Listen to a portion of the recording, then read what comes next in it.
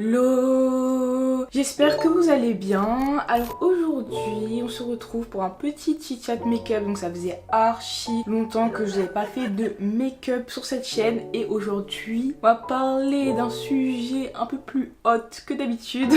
On va parler de sexe. Pourquoi je vous fais cette vidéo? Faut savoir qu'il y a un an, exactement, je vous ai fait une vidéo sur le vaginisme. Et je me suis rendu compte que suite à cette vidéo-là, je vous ai jamais vraiment reparlé de sexe en fait dans une de mes vidéos. Et je trouve ça un petit peu dommage parce que moi personnellement c'est vraiment ce genre de contenu sur internet, d'ailleurs un peu plus sur Instagram que sur YouTube, qui m'ont vraiment permis en fait d'être épanouie à ce niveau-là, de mieux apprendre à me connaître, de mieux apprendre à connaître mon corps. Je pense que c'est un sujet qui nous touche tous et qui nous touchera tous tôt ou tard si on est trop jeune pour que ce soit le cas. D'ailleurs si vous êtes vraiment jeune, évitez de regarder cette vidéo, en tout cas passons l'accord de vos parents. Du coup la vidéo elle va être séparée en deux parties. Première partie, je vais un petit peu vous raconter ma life, brièvement en tout cas, et deuxième partie je vais plutôt répondre à vos questions. Donc soit ce sont des petites situations, soit ce sont des questions dans ce domaine là on va dire. Donc voilà, je vais vous répondre un petit peu à tout ça. Alors juste petite précision, j'ai l'œil archi rouge. J'ai l'impression, faut savoir que là il est un petit peu tard, enfin genre il est 21h, 22h. Moi j'ai pas énormément de cernes, mais dès que j'ai un tout petit peu de fatigue, ça se ressent au niveau de mes yeux, donc voilà, c'est dû à ça. Deuxième précision, on n'a pas du tout tous le même rapport à la sexualité, à la pudeur, etc. Donc je vous demanderai un maximum de bienveillance dans les commentaires. Et enfin aussi je voulais vous dire que j'ai établi mon programme de vidéos jusqu'au 20 juin 2021. Donc normalement jusqu'au 20 juin 2021 vous aurez 2 vidéos par semaine, le mercredi à 17h30 et le dimanche à 16h. Donc voilà, on y go. Ce soir elle veut danser, ce soir y a de quoi, prisonnier de pensée, ce soir je veux boire, j'ai arrêté d'y penser, maintenant faut y croire, dans ce qu'il faut chercher le plaisir, faut se battre pour sa part. Bon, vous connaissez, hein, j'ai pas énormément vous parler de mon make-up, hein, je vous préviens tout de suite, c'est vraiment juste pour m'occuper en fait en même temps que je vous parle. Donc... Le sexe a toujours été un sujet assez délicat pour moi parce que j'ai eu pas mal de soucis avec ça. Donc notamment deux soucis principaux. Donc un des deux c'est le vaginisme, je vous en avais déjà parlé dans justement une vidéo que j'ai sortie il y a un an. Donc je vous invite à aller la regarder.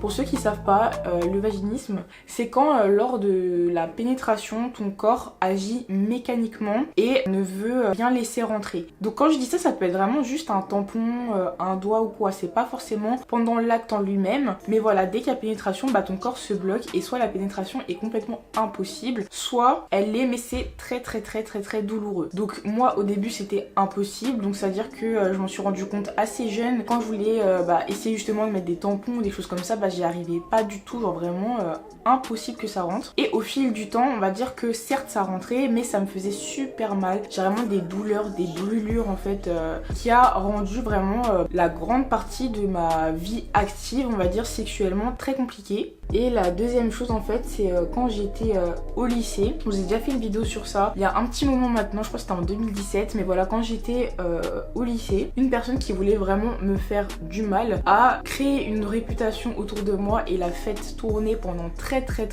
longtemps. Une réputation où clairement on disait que j'étais une fille facile, une fille qui se fait tourner, une fille qui a énormément de rapports avec plein de mecs en même temps, etc. Bref. Donc je peux te dire que quand on dit ça de toi au lycée à 17 ans, c'est pas très évident à vivre. Et du coup ça fait qu'en fait... Attendez, parce que je vous ai même pas raconté le début. Moi faut savoir que j'ai grandi dans une famille où vraiment le sexe c'est pas du tout quelque chose de tabou en fait. Pas du tout, faut savoir que mon père, maintenant il est à la retraite, mais il était psychanalyste, sexologue, conseiller conjugal, etc.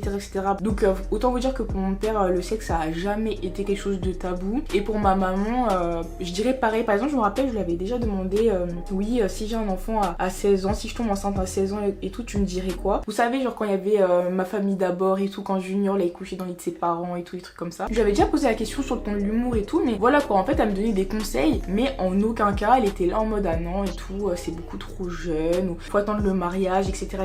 Voilà, j'ai jamais grandi. En fait limite, attendre le mariage pour faire ses premiers rapports, c'est quelque chose que j'ai appris en dehors en tout cas de chez moi en fait. C'est vraiment à l'école, autour de moi, peut-être même à la télé, dans les films, je sais pas, tu vois, mais en tout cas c'était vraiment pas chez moi. Bref, donc je reviens aux deux struggles, à savoir le fait d'être vaginique et également cette réputation au lycée qui a fait que le sexe pour moi c'était vraiment devenu une honte, dans le sens où je voulais vraiment pas qu'on associe mon nom à ça de quelque manière qu'il soit. Ça veut dire que quand j'ai commencé à me lancer sur les réseaux, déjà je me rappelle, je mettais ma photo de profil une fois sur deux, c'était vraiment en mode anonyme et tout, parce qu'à ce moment-là justement c'était quand les réputations autour de moi tournaient. Et vraiment ma plus grosse hantise c'était que par exemple cette réputation-là ressorte sur les réseaux sociaux. Et donc du coup vraiment jamais sur Twitter je retweetais un tweet qui avait un quelconque rapport avec le sexe, même si c'était une blague ou quoi. Sachez que je me maquille pour aller absolument nulle part. Le fond de teint il a l'air trop clair, enfin pas du tout de la bonne teinte, tu vois. Enfin non, je sais pas, j'ai l'impression que là c'est dégueulasse alors que normalement non, mais vas-y, de toute façon tu verras à la fin du make-up ça rendra bien. Ok, donc en fait l'accumulation des deux ça a fait que vraiment le sexe c'était vraiment comme ça en fait, c'était pas du tout quelque chose de vraiment nécessaire pour moi. Et c'est ça aussi la raison qui a fait que j'ai été célibataire pendant un petit moment quand même, parce que j'ai fait 2 ans de célibat. Et d'ailleurs, petite anecdote, donc pour les vrais là, ceux qui me suivent depuis le début, ceux qui ont déjà vu cette story time où justement je parle de ma réputation au lycée. J'hésitais trop à le dire ou pas sur internet, mais là je crois que ce soir ça va être vraie confession, il est 22h. J'ai besoin de me livrer. Mais il faut savoir que la personne qui m'a fait ça, donc c'était ma meilleure amie à l'époque, elle s'est excusée. En 2021, elle s'est excusée, soit 5 ans après. Je sais pas trop ce qu'elle a dit, j'ai pas du tout lu le message. En fait, elle l'a pas fait à moi directement parce que dans tous les cas, elle a toujours été bloquée de mes réseaux sociaux. Mais elle est passée par un proche à moi en fait. Sachez qu'à la base, la personne ne voulait même pas m'en parler. Mais au final, la personne a fini par le faire et franchement, tant mieux parce qu'il faut savoir que même 5 ans après en fait, je me posais la question. Est-ce qu'elle s'en veut en fait? Est-ce qu'elle s'est rendue compte de ce qu'elle m'a fait? Genre vraiment, je vous promets, 5 ans après, j'y repensais assez régulièrement. Donc voilà, après j'ai pas du tout souhaité lire le message, y répondre, genre je saurais même pas vous dire exactement pourquoi, mais rien que le fait de savoir qu'elle s'est excusée et que du coup pour moi je pars du principe qu'elle s'en veut, tu vois, rien que de savoir ça, ça m'a énormément soulagée. Je pense pas que je pourrais vraiment pardonner un jour, donc là voilà, je sais pas si parmi vous, si des fois j'ai déjà reçu plein de messages des personnes qui ont été victimes d'harcèlement scolaire, mais moi personnellement c'est quelque chose qui m'a tellement traumatisée. Franchement des fois je dis que ouais c'est pas le pire truc qui m'est arrivé dans ma vie, mais en vrai si, genre il m'est déjà arrivé des trucs plus graves que ça, mais en fait c'est quelque chose qui m'a tellement impacté jusqu'à aujourd'hui. Je sais pas comment vous dire, genre je vous ai déjà fait des vidéos où je vous explique que je suis insociable ou des choses comme ça, je vous promets c'est en grande partie à cause de cette histoire là aussi, tu vois, on va pas se le cacher. Ouais, je suis en bac plus 5, je me suis quasiment fait jamais de potes depuis cette histoire là, genre en tout cas dans le milieu scolaire. Je suis tout le temps super isolée en classe et tout à cause de ça en fait, parce que vraiment c'est un truc, ça m'a traumatisé frère. Et je pense que quelque chose qui m'a autant touchée, quelque chose où je vais pas vous mentir, parce que justement la dernière fois j'en parlais avec une amie du fait qu'elle s'excusait, dites-vous j'en ai pleuré. Donc un truc qui m'a autant touchée et qui me touche encore jusqu'à aujourd'hui. Je peux pas, en tout cas voilà, je peux pas passer au-dessus comme ça, je peux pas pardonner comme ça, voilà, tout simplement. Mais voilà, en tout cas elle l'a fait et ça m'a fait du bien. Bref, je me suis un petit peu étalée là. Revenons au sujet principal de la vidéo. En fait, je vous explique, d'habitude j'ai le retour écran sur mon ordinateur, mais là je ne vois absolument pas ce que je fais. Quand je regarde dans le retour caméra, ça a l'air horrible, mais j'espère que ça va bien se finir cette histoire. Donc voilà, il y a ces deux choses là qui me sont arrivées dans la vie qui ont fait que vraiment j'avais énormément de mal avec le sexe. Alors que pourtant, encore une fois, je viens pas du tout d'une famille qui en a fait un tabou pour moi ou qui m'a inculqué des valeurs comme quoi voilà, il fallait attendre un certain moment avant de se jeter à l'eau, on va dire. Je vais rajouter un peu de mon concealer Too Faced là parce que... Et finalement, j'ai rencontré mon copain actuel qui m'a énormément aidé à être beaucoup plus épanouie à ce niveau-là. Enfin, clairement, on va parler français parce que c'est le but de la vidéo. Genre, si j'ai pas atteint l'orgasme, il voyait ça comme un échec. Comment ça se faisait même que j'avais jamais connu ça avant en fait. Genre, pour lui, c'était un truc de ouf. Et genre, vraiment, c'était la première fois que je me suis mise avec quelqu'un que ça préoccupait en fait, on va dire... sérieusement en fait. Et je me rappelle, il y a vraiment une période, donc la période où vraiment j'étais encore complètement dans mon vaginisme, etc. Oui, il m'envoyait souvent des vidéos et tout, genre en mode regarde et tout, non. Peut-être que ça va pouvoir t'aider, qui parlait des différents plaisirs féminins, qui montrait à quoi ressemblait vraiment un clitoris, parce que ça aussi c'est un truc frère. En fait j'ai l'impression que tu vois un mec, on peut parler de couilles, de boules, de branlettes, etc. Certes c'est un peu vulgaire tu vois, mais à la limite ça va faire rire. Alors qu'une femme, dès que tu parles de vagin, dès que tu parles de clito, même d'orgasme féminin et tout. Limite, en tout cas en tant que femme, moi je parle de mon expérience personnelle, limite en fait c'est quelque chose qui va vraiment me gêner. En tout cas beaucoup plus que quand on va parler d'un homme en fait, parce que je trouve que pour les hommes voilà c'est quelque chose qu'on parle même je trouve assez jeune hein, finalement.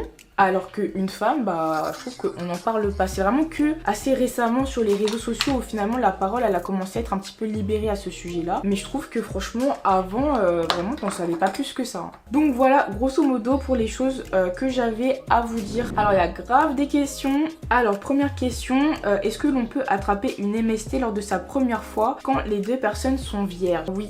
Pourquoi? Parce que y a des maladies qui sont sexuellement transmissibles mais qui ne se transmettent pas uniquement par le sexe. Là l'exemple qui me vient directement, même si ce n'est pas du tout la seule IST qui existe, le sida par exemple c'est une maladie qui se transmet à travers le sang. Donc ça peut se transmettre à travers un rapport sexuel mais pas que. Donc si par exemple un de vous deux a déjà été exposé à cette maladie là, c'est possible. Après voilà on va pas se mentir, c'est quand même assez rare mais en tout cas c'est loin d'être impossible. C'est normal que ça picote ou brûle après un rapport quand tu vas aux toilettes. Alors non. Moi je me rappelle justement quand j'avais ce problème avec le vaginisme, j'avais des brûlures au moment de l'acte et ça pouvait durer même encore un jour après et effectivement ça pouvait m'arriver d'avoir des brûlures quand j'allais aux toilettes. Donc c'est pas du tout une situation normale. Alors si tu viens de faire ta première fois assez récemment, à la limite mais je suis même pas sûre tu vois, mais sinon non. Franchement essaie de t'informer déjà par rapport au vaginisme, mais il y a sûrement d'autres raisons qui peuvent expliquer ça et surtout va voir un spécialiste, notamment un gynécologue, je pense que ça sera la personne la plus à même de t'aider. Alors nouvelle question. Je sais que c'est mal mais j'ai du mal à dire à mon copain ce que j'aime sexuellement. Je comprends de ouf ce que tu veux dire. Encore une fois comme je le disais, voilà, je trouve que quand on parle de sexualité féminine c'est toujours beaucoup plus tabou. On nous a pas appris en fait à en parler, à être à l'aise avec ça, alors que quoi qu'il arrive ça va forcément dans 95-18% des cas arriver un jour tu vois. Et encore une fois c'est en voie d'amélioration mais voilà je trouve ça dommage encore une fois que pendant autant de temps en fait on ne dise rien à ce sujet là. Alors comment est-ce que tu peux amener le sujet? Moi personnellement j'aime bien être honnête et franchement à ta place je lui dirais juste un jour je prends mon courage à deux mains et je lui dis écoute je t'avoue j'ai un petit peu du mal et tout à t'expliquer ce que j'aime à ce niveau là etc. Et tu verras que rien que le fait de dire ça en fait d'avouer ça, ensuite ça va forcément amener la discussion et je trouve que déjà ça peut que vous rapprocher tous les deux et même voilà tu mérites en fait, tu mérites de connaître ce plaisir là, d'être épanoui à ce niveau là et franchement si tu lui dis pas il va pas pouvoir le deviner. Chaque femme a un corps différent, il y a pas forcément les mêmes choses qui nous stimulent et forcément si tu lui dis pas il va pas les deviner et au final toi tu vas pas forcément prendre de plaisir à ce moment là alors que c'est pas du tout le but. Essaie de trouver un moyen. En commentaire franchement si vous avez des idées à lui donner n'hésitez pas. Moi je sais qu'en tout cas avec mon copain c'est comme ça que je l'aurais fait mais bon après voilà chaque relation est différente. Alors nouvelle question que je trouve super importante donc c'est pour ça que je vais en parler parce que je trouve que c'est vraiment quelque chose dont on ne parle vraiment pas suffisamment. Je déteste me doigter, je préfère juste caresser mon clito. Est-ce que c'est normal? C'est complètement normal. Pendant très longtemps, quasiment pendant toujours quoi, j'ai toujours pensé que la masturbation féminine se résumait à se mettre des doigts. Pour moi voilà ça se résumait à ça. L'acte sexuel ça se résumait à la pénétration. Mais après je sais que je pense ça aussi parce que autour de nous dans la société etc c'est vraiment ce qui ressort tu vois. Un rapport sexuel est égal une pénétration alors qu'en vrai il y a tellement de choses autres à faire que ça, il y a tellement d'autres manières d'être stimulé etc. C'est grave normal. Et du coup, je vous invite vraiment à essayer de découvrir votre corps, à vous l'approprier. N'hésitez pas vraiment à vous toucher, c'est super important je trouve d'être en fait déjà à l'aise avec son propre corps avant de jeter comme ça dans la gueule du loup parce que c'est le meilleur moyen de ne pas du tout être à l'aise en fait. Donc apprendre à se toucher, apprendre à connaître son corps et justement la masturbation féminine ne se résume pas uniquement à se doigter en fait. Essayez justement de vous caresser, ça peut être les seins, ça peut être le clitoris ou quoi, enfin bref. Expérimentez un petit peu. Faut du bain de boire. Alors quand même un petit peu de blush dans nos vies et on va continuer à répondre à vos petites questions. Ah ouais, apparemment quand tu fais des cunis ou quand tu suces ton gars sans protection, tu peux attraper diverses maladies apparemment. Comment réagir à ça et comment faire? Alors oui, c'est le cas. Les maladies peuvent aussi se transmettre pas uniquement par pénétration et du coup c'est important de se protéger en quelconque circonstance. Donc ça peut être par le biais de préservatifs, c'est le seul moyen vraiment de se protéger des maladies sexuellement transmissibles. Il y a des préservatifs masculins, ce dont encore une fois on va parler tout le temps, mais il existe également des préservatifs féminins dont on ne parle absolument jamais. Après si vous êtes dans une relation de confiance, j'insiste vraiment aussi sur de confiance hein, parce que voilà quoi, l'infidélité on sait que ça existe aussi. Moi je vais pas vous mentir, ce que j'ai toujours favorisé c'est me mettre en couple avec quelqu'un, faire les tests pour savoir si on a quelque chose et ensuite voilà. Vous avez capté, t'as vu, pouvoir se passer de préservatif justement. Parce que je ne sais pas si c'est votre cas également, mais personnellement je n'ai jamais rencontré quelqu'un, un homme qui apprécie ça en fait. Je dirais même que ça ne dérange pas en fait. Et ça aussi je trouve ça super problématique parce que franchement j'en ai déjà parlé à plein de copines à moi et je sais que je suis vraiment pas du tout la seule. Mais je vous promets, franchement il y a beaucoup d'hommes on dirait qui connaissent pas le préservatif en fait et c'est super grave. Il est où mon beauty blender? Putain j'ai l'impression que j'ai déjà les plis des rides du sourire là, c'est un truc de ouf. Je vous explique, genre ça fait quelques temps que je teste le nouveau fond de teint Huda avec l'anti-cerne. J'ai du mal à me faire un avis pour l'instant en fait dessus, donc c'est pour ça que je continue de tester. C'est vrai qu'il est un peu épais, genre à la fin de la journée, quand je l'ai porté vraiment toute la journée, je le sens de ouf. Là clairement je me maquille là devant vous et puis je vais me démaquiller juste après. C'est vrai que ça j'ai remarqué, ça file de ouf entre les plis, même entre les plis des yeux là. Et j'ai la flemme d'aller beaucoup plus loin que ça, je vais pas vous mentir, je crois que je vais mettre après un peu de mascara et un peu d'highlighter et puis voilà hein. Mais en fait j'arrive pas du tout à voir si ça ressort bien ou pas à la caméra.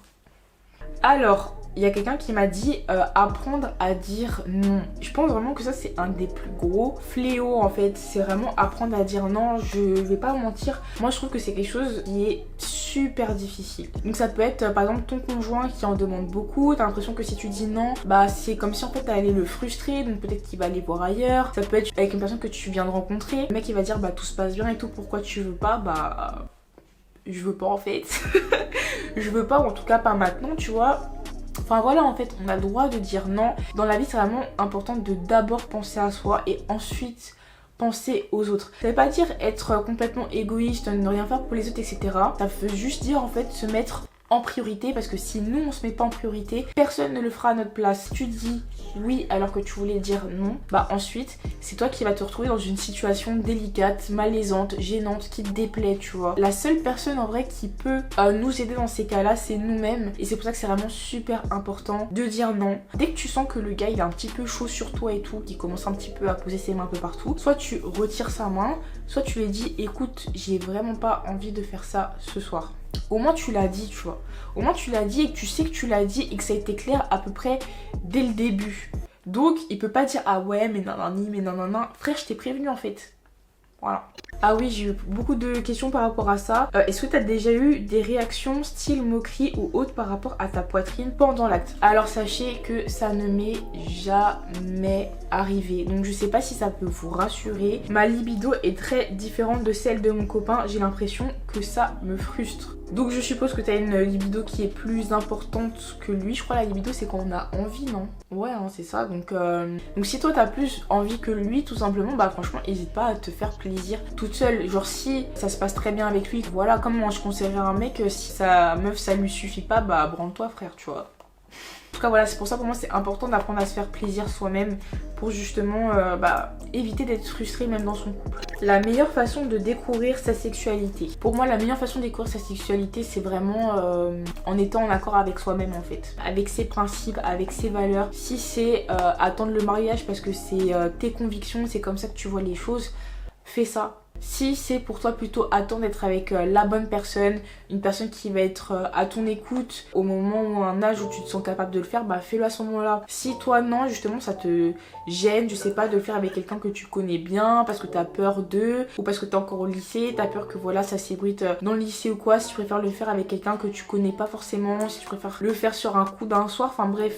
fais-toi kiffer en fait, fais-toi plaisir. De toute façon, la sexualité, je trouve que c'est quelque chose de privé, ça nous concerne que nous. Personne n'a besoin de savoir ce qu'on fait et avec qui, enfin voilà, c'est super intime quand même. Donc pour moi, vraiment, la meilleure façon, c'est vraiment propre à chacun en fait. Attendez, je vais quand même un peu avancer là parce que j'ai arrêté, carrément j'ai fait une pause dans mon make-up. Mais je vous promets, j'ai la flemme de continuer. Alors attendez, un peu d'highlighter. Oh my god, j'en ai mis 3 tonnes. Et je vous promets, j'ai la flemme de mettre du mascara pour aller le démaquiller là. Je veux pas. Même le rouge à lèvres, hein, j'ai trop la flemme.